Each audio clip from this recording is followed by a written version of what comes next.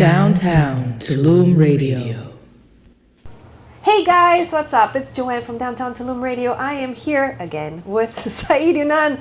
Welcome back to our studio here in Tulum. Thanks for having me back. That's awesome. It's really nice to have you because I really enjoy your sets. Obviously, it's quality music and I get to go on a journey, so it's a blessing to have you back. Thank you. Thanks. I'm happy to be here. Awesome. So I want to go back, of course, in time. I like to go back and speak with artists because I'm very curious as to how they started their journey, and it's interesting how there's always a similarity in everyone's journey, but let's go back in your journey. So born and raised in Baghdad, Iraq, and eventually you moved to US as well, and then you started with hip-hop. I did. I had no choice, actually, because in the late 80s, early 90s, that's what was pretty predominantly the music in US. So in order for me to break through as a DJ, I had to play hip-hop, and I liked hip-hop. I didn't have any problems with it, but my love was in house music. So in order for me to play parties, I had to merge the two worlds together, and I started playing hip house. The hip house. Yeah, so it's a little bit of house, a little hip hop, and I try to get everybody happy. So I slowly spoon-fed it to the crowd. Mainly, I was still playing high school parties. So yeah, from there, like hip hop in the late 80s, early 90s, when I fully transitioned to dance music, and the rave scene was pretty massive in US by then. So that's when I kind of broke through. Yeah, we all missed the rave scene back in the 90s. So how, I want to know, so obviously you're doing hip hop, but what I want to know is how did you get educated in house music? So obviously you in US, we've been very blessed, myself in Canada too, we've had lots of important influences, but I want to hear from you, like how did you get educated on house music? It was weird. I used to hear about house music because of New York. So like I used to have people used to tell me about there's this genre of style of music that's, and also I think disco played a big part of it. So, I already had like my sisters and they're like playing freestyle and some, what is it called? Italo disco. Disco, yeah. And I was already into that. I was even into like, Erasure. I was all kind of music. I used to skate, so I used to be into punk rock as well. But house music really came in as just like from the disco era. Then I started kind of digging deep into it, and I think I've just started hearing the music.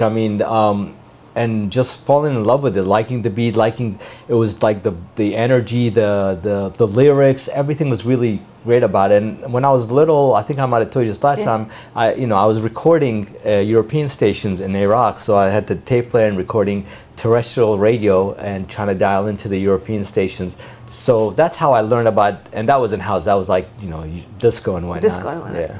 Did you always know you wanted to be a DJ? I didn't. It's a crazy thing. I have an actual picture I think my sister or my mom took at a party when I was little for the first time I've ever seen a DJ, and you can see me in the background staring at the How DJ. old were you? I think I was 10 years old, 11 years old, and I'm just like at odds with, and it was a lady, and I was like at odds what she was doing. She was playing my sister's, I think it was a baptism or something, I can't remember. But yeah, when I saw that, I just, I was like really intrigued about what she was doing. But the DJing just all came about when I was in high school, and I had a friend who had turntables, and he's like, hey, come check this out. And I right away just gravitated toward it, and I just couldn't stop thinking about it. And, skipping class and just to go DJ and play in his basement was amazing. You taught yourself how to DJ, right? Yeah, I taught myself on 2 belt-driven Radio Shack turntables. That's awesome. With pennies on the needle, because, you can't belt-driven. You know what happens with that. Yeah. So it was like, I learned with the hardest decks you can imagine, but I think that's what makes a better DJ a better DJ. It's like you're moving from really bad turntables, belt driven, then you go to 1200s, and you're like, it's like driving a really crappy car and just driving a Ferrari or whatever. And you're like, oh my God, look at all this stuff. So it makes you a better DJ when you start with really bad equipment and then move up. And I think that really played a big role in the way I DJ and how I play and how I got used to the equipment. Yeah, because you really started with the right foundation, right? It wasn't just about bells and whistles and lights and everything, right? It just kind of, you started to hear the music first. Not at all. It was just 2 turntables and a mixer, and the mixer back then was a microphone mixer. It wasn't even a DJ mixer. Yeah. So we were using just dial-up for a microphone, mono signal, and that's how I started out. But from there, that's how you progress to be a better DJ, because once you upgrade, you're like, it's a whole new world, and you're like, okay, this was a lot harder. Now I can apply the hard stuff into the easy stuff, but it gives me more leverage to do more things. Yeah, you can be more creative. Exactly. Yeah. So how did you know? So you obviously you fell in love with it, and then you started just kind of learning, educating yourself, and playing. But how did you know to make the move? Because I know you didn't just jump in it right away, right? Like you kind of just had to work through your way through. You work in it, and eventually you had to quit. Yeah. Well, after high school, my parents were like, "You got to go to college. This DJ thing is not going to work out." I'm like, "Yeah, let's see." And I started doing parties in college. I actually paid for my college tuition through parties I was throwing at school. Smart. So I paid off my student loans and everything, and I graduated from college. I showed my parents, "Okay, you happy now?" What'd you study? I did mass communication, which is media and whatnot, marketing. But then I transferred to a business school, so I have a business degree as well. The party school didn't work out. Where I was just throwing parties, I had to leave that and go to a night school because I was trying to balance work and whatnot. So from there, I got a full-time job, but I was still, DJing. I was working at America Online, and then during America Online, I was like I started Addictive Records, a vinyl label, and I was kind of pretty much running that label, having a full-time job, and I started touring as well. So it was a lot to juggle, and I had a feeling like, you know what, this is all coming together, so I need to pull the trigger on one or the other. Yeah. And I knew the 9 to 5 was not for me. I was dreading it being there. So 1998 was like the last year I had a regular 9 to 5 and just went full force in this, but I had to really focus and make it work because I had to prove my parents wrong, my sisters, my uncles, my aunts, and Middle Easterns. They're just like, what is he doing? Yeah. He's throwing a career. Like AOL back then was like the Google of today. It is, yeah. So it's just like imagine leaving Google for like a great pay and that you security. don't know if it's going to work out or not. Yeah, and you just got to pull the trigger sometimes, go for it, So you were not scared that you were not going to make it. You just knew, right? Like I had an instinct. It's like you always trust your instinct. You had a hunch. I had a hunch because I knew I was like, look, there's something here. I'm already touring while I have a full-time job. I mean, I was going to Germany and stuff like that already. So I was like, this is, why am I going to not take this chance? And, there's a saying, it's like, regret is a womb that lingers forever. So it's just like, you just got to go with it. That's so powerful. Yeah, and so I want to talk about, I want to talk about your Younan music label, right? So you celebrated 2 decades. Yes. So tell me about when you started it, right? Like you said, you first initially started that label, and then you moved to Younan Music. Why? So like you just wanted to be more professional. You just, tell me a little bit about that. So my first label, it was called Addictive Records. That was launched with a partner named Palaj. So we went as Saeed and Palaj. That was 1998, literally. Right around when I left AOL, we launched this label full force. But the problem is, as soon as we launched the label, around 2000, that's when Napster and all the digital download and pirating music came about. Yeah. And man, we had an office, we had employees, like we were like a legit record label. Yeah, we had an office space, we had a suite. And every day we come to the office, and right in front of our door we see just boxes of records, and it's all our distribution returning records that they can't sell to us. Oh wow! Because they're like, look, we can't sell everybody. Everybody's downloading the music, everybody's ripping it, whatever. So literally, our office turned to a stock room. We had people, one guy working like with boxes all around him like this. It's just like we had, it was pretty crazy. Yeah. Are these vinyls are from the original label? Tell me the story behind these. Okay, so these are actually on 2 different labels. This is on Sandoz, which was Eric Murillo's label, who passed away. Him celebrating the 50th release, so he wanted to go with my track, Rock the Rhythm. This is actually the second track I released on Sandoz. The other one was a remix of Tweakin', so that came out on his label. This is Moody. This is probably one of the biggest remixes I've ever done. It's still like one of the biggest listened to on Spotify. This was at first came out on Cult Records, and I think this is on Tweaked Records. Yeah, this is a New York label. John Creamer and Stefan K did the other side. But these 2 are pretty solid stuff. I'm sure you have Addictive Records in there. I just don't know where it is. We'll say that for the next interview. Yeah, that's right. But those are like other labels. But this is the stuff I did in the early 2000s, like 2001, 2002. Okay, so when obviously it was way past that. So Younan label, you released it 2 decades ago. So you did it on your own. Tell me about that. Tell me about that journey. It's so 2004. I launched Younan Music. Ever since then, we have over 150 artists, over 300 releases by the different artists, compilations. And we release like at least one single or one EP a month. We do at least 2 compilations a year, like maybe an ADE compilation and a Miami Music Week, and maybe like Ibiza compilation if we have the time.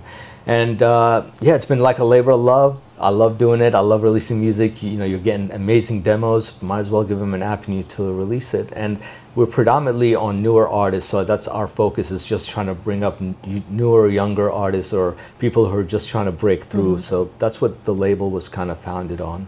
I want to ask you about, running a label as a professional business. Do you think that maybe your business studies helped you with that? Like, how did you treat it so professionally? Because I think artists really struggle with that. They're an artist, they're great DJs, maybe they start producing, they're thinking about releasing a label, but they don't really know what to do, Like, how do you treat it as an actual business? Like, yeah, I think that's the biggest problem I see with artists these days. They're super talented and their focus is in the right place, which is making amazing music, becoming a great DJ, but some of them don't understand it's a two-way street. You got to have both. You got to have a business sense and the artistic sense. Yeah.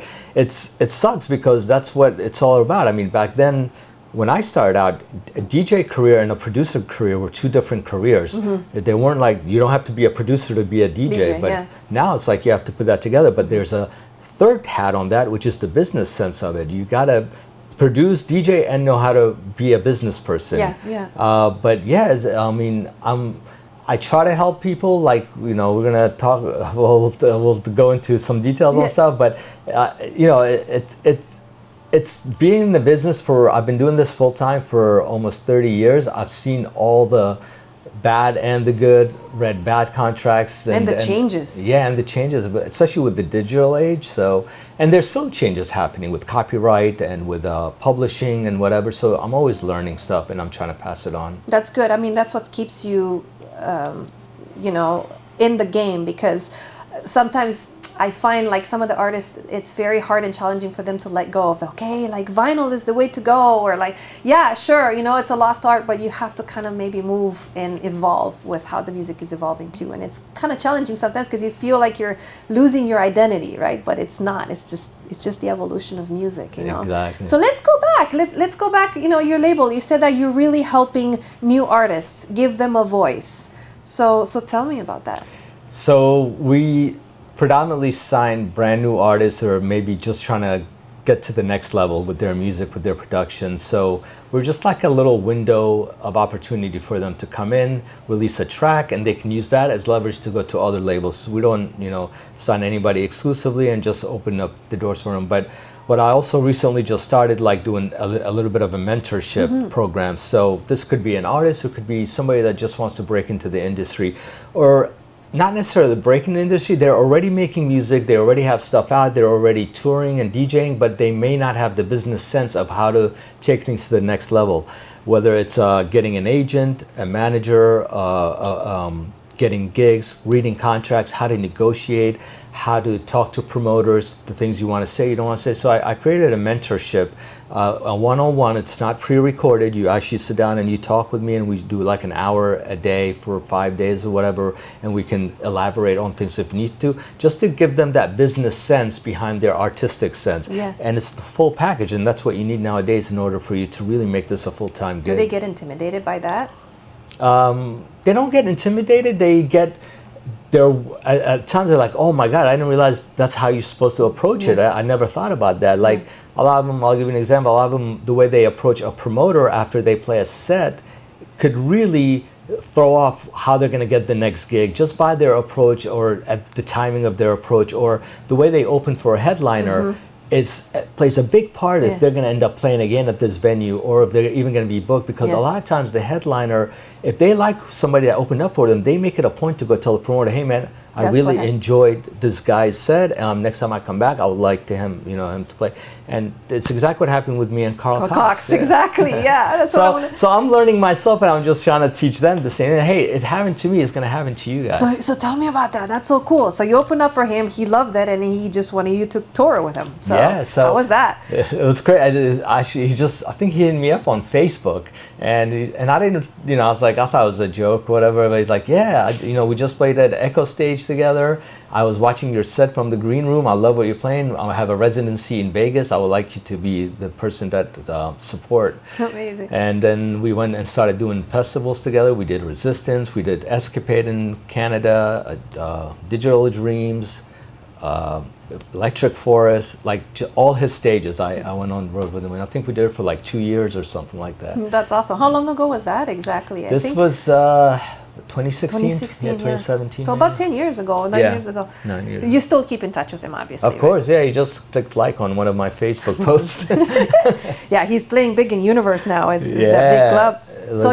So your mentorship, because I want to go back to that. That's very interesting. You know, do you promote it? Like how do you get people on board to work with you? Obviously, they seek out your mentorship, right? So what do you do? Like you just, you know. It's an infant. It just started. I haven't even promoted it yet, so it's all word of mouth. So That's the best. Yeah, it's the last, because I want to test it out, see if it's going to work. It's new for me too. I've never actually sat down and mentored people and created a special program for them to kind of propel them and get them going in the business. So I'm trying to test the waters and learn as I go. So I'm like picking, like I'll mention a couple of people and they told other people. So it's all word of mouth. But then I had one student who's like, dude, you got to put this online and start promoting it. And let people know, because it really helped out a lot. So I'm going to get a little testimonials from everybody, then, you know, launch it and see what happens. So you're here in Tulum. Obviously, you're doing like an online course. So how was that? Tell me about that. Promote it. I'm here for about 9 days, and I'm doing a DJ course, an online DJ course with Tulum DJ Academy. So it's a course for super beginners, you know, kind of dive into what CDJs are, what a mixer is, how do you mix, and how do you, you know, from that all the way up to programming a set, then how do you promote yourself as a DJ. So it's a beginner intermediate type of class. Then probably if this goes well, we might do a follow-up where we get into production and whatnot. Very cool. Maybe you can tie in the mentorship part to it. That's what we're thinking about. So it'll take something off of my hand for promoting. Exactly. It, but yeah. No, let the professionals handle that part. Right. Yeah. So you know, you're touring. You're obviously here. What do you have? So obviously you had some things happening for your label, celebrating your anniversary. This was last year. Anything going on this year that you want to talk about? We had an amazing party at Miami Music Week. Yes, you did. We celebrated another great year in Miami. We've been doing some rooftop parties at the Palace. That was really good. We had rain the year before. This year thankfully it was a little drizzle, but didn't mess anything up. Yeah. So after here, I'm playing in Brooklyn at Listen. Then from there, I have a DC gig. Then I have Montreal. We're working on Toronto. Usually when I go to Canada, I'll try to knock all that stuff out. So Makes like sense, yeah. Toronto and Montreal and whatever up north. And then from there, I'm just gonna probably take a little break because I'm trying to fix up my studio and do some changes in there, and it needs really some serious revamping, and take some time off and do that. And are you buying new equipment, or what's just renovating? No, I gotta renovating. So I gotta move the vinyl wall from one side to the next. I'm gonna paint the entire wall because it's a little dark, so I need a little more. I'm either gonna go white or yellow. I don't know why. It was yellow dark. Would be cool. I thought so too. Yeah. So I might do that and just make some rearranging. I think it's nice to see it. It refreshes the place when you have a different setting. Yeah, and it's like it's good to always give yourself new beginnings. Why not? You know. Exactly. Yeah. What's in the store for you this year? Any new projects or anything you want to mention aside from obviously renovating your studio and just keeping up with the mentorship? Anything you want to talk about? Maybe for professional, personal, or. I just recently took like about 2.5 weeks, just took off on my own with a car and did like some car camping. And nice. It's nice to just kind of, get away, reset, and just like get your head out of everything. And it really helps. It refreshes my ideas. I note a lot on the road and just gives me a better perspective when coming back home and trying to get a business going and run everything. So that helps me out a lot. So I do that. Aside from that, I'm really just concentrating on building the label, getting it even bigger, getting more artists and developing that. I want to dive in more into the studio. Now that I'm at an age where it's like, I can DJ because I want to, not because I have to. And it just helps out that I can be home more and just make music and whatnot. Yeah, it's the best. It probably allows you the freedom to be more creative, thus produce more, right? Yeah. So and produce other people and work with like vocalists or a trumpet player. I really want to do that and focus on different genres as well, just to have fun with it. yeah, you're right. Like any type of journey, it puts you in a transition where you get to a point where, like you said, there's no need to prove yourself. You've already proven yourself. Your name is big. Now you just allow yourself to be creative and just get to the next step. So, exactly. And pass it on to the next generation. Exactly. Pass the torch, which is part of the mentorship. Full circle. You do meditation, right? Yeah. You think that plays a big part into just having harmonious life? It does, especially in the world we live in now. You have to have that. I think it's what keeps me sane most of the time. So I'll try to do like in the morning and in the evening. But it does. I mean, it's with everything that's going on in the world. Sometimes you just gotta shut everything off and just focus inward and just let that take you. Even 5 minutes a day, it really makes a difference. Sometimes I'll sit in front of my Tao and just like, okay, let me shut it down. Just take a couple of deep breaths, and it helps. And anxiety, whatever you have, it brings everything in better vision, like vision, hearing, all that stuff. It makes everything much calmer. It's just like, all right, we're gonna start fresh, and it brings it to baseline. Yeah, exactly, and I love it. Any last words? No, just thanks for you guys inviting me to come back and play here. Anytime, you're always welcome. This is your home too. So. Yeah, I love Tulum, Mexico. So it's always a good time. That's why I'm playing a little, tropical today, because I was like feeling the heat and the vibe. It was awesome. It was great. Thank you so much for being here. And again, like I said, you're always welcome. And really excited to see what you have in store with the mentorship and everything else. So. Awesome. Thanks, Joanne. Thank you so much. Thanks again, guys. This is Joanne from Downtown Tulum Radio. Until next time. Downtown Tulum Radio.